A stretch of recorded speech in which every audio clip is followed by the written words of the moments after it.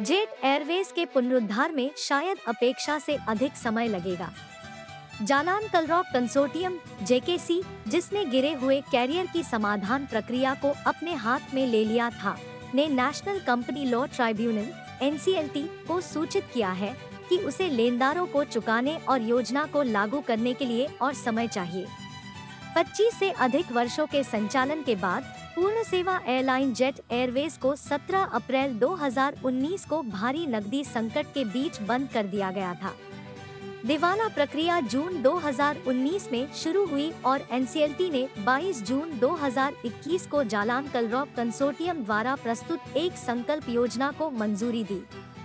NCLT के 13 जनवरी के फैसले के अनुसार जालान कलरॉक कंसोर्टियम को 15 मई से पहले उधारदाताओं को भुगतान की पहली किश्त देनी है, जो अगले सप्ताह है।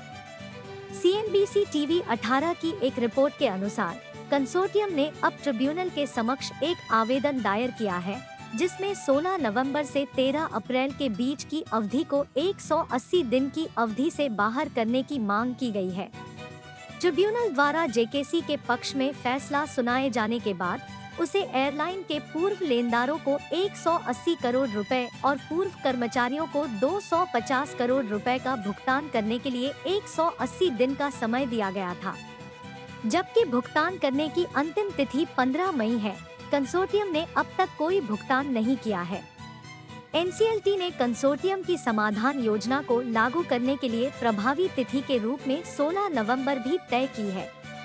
विस्तृति कंसोर्टियम ने NCLT के समक्ष अपने आवेदन में कहा है कि समाधान योजना के कार्यान्वयन में देरी के लिए ऋणदाताओं को दोषी ठहराया जाना चाहिए।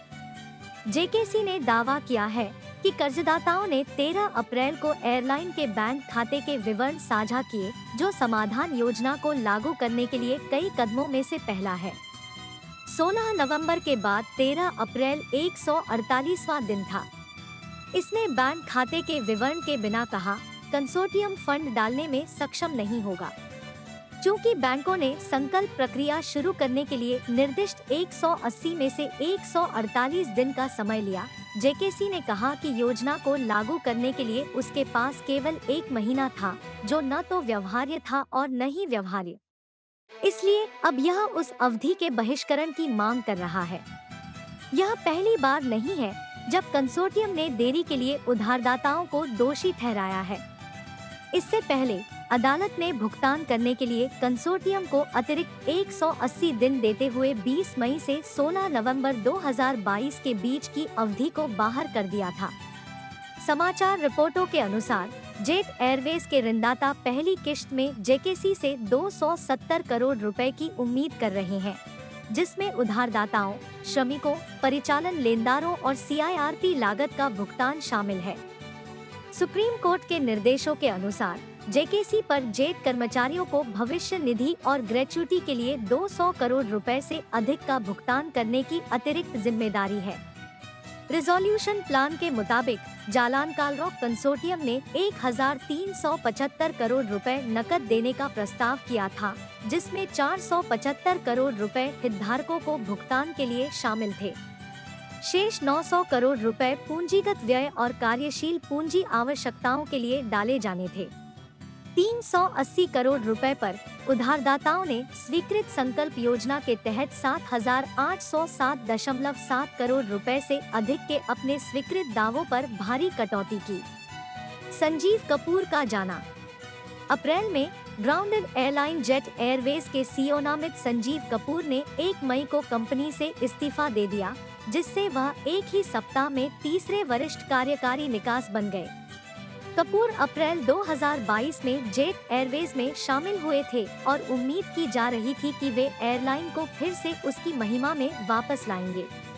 जेकेसी ने 28 अप्रैल को घोषणा की कि कपूर अपनी नोटिस अवधि के समापन पर सोमवार 1 मई से प्रभावी रूप से कंपनी छोड़ देंगे। कंसोर्टियम ने एक प्रेस विज्ञप्ति में कहा, जेकेसी जेट एयरवेज के पुनरुद्धार के लिए पूरी तरह से प्रतिबद्ध है और जेकेसी की कार्यकारी समिति एक उपयुक्त प्रतिस्थापन होने तक CEO नामित जिम्मेदारियों की देखरेख करेगी।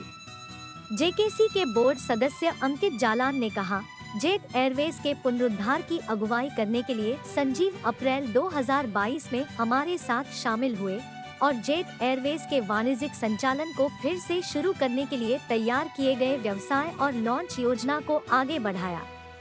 जेकेसी हमारे साथ रहने के दौरान जेट एयरवेज की लॉन्च योजनाओं में उनके योगदान के लिए संजीव का आभारी है और हम उनके भविष्य के प्रयासों के लिए उन्हें शुभकामनाएं देते हैं।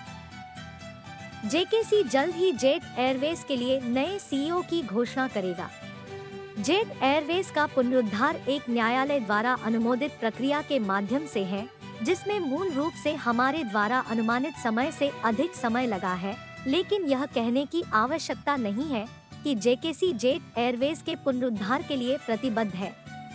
हम स्वामित्व के हस्तांतरण को बंद करने के अंतिम चरण में हैं। जेकेसी को जेट एयरवेज, जिसके बाद हम अपने स्वीकृत समाधान योजना के अनुसार पिछले लेनदारों को देय बकाया राशि का निपटान करेंगे और इसके तुरंत बाद हमारी पुनः लॉन्च योजनाओं के अनुसार जेट एयरवेज के वाणिज्यिक परिचालन की सिफारिश करेंगे।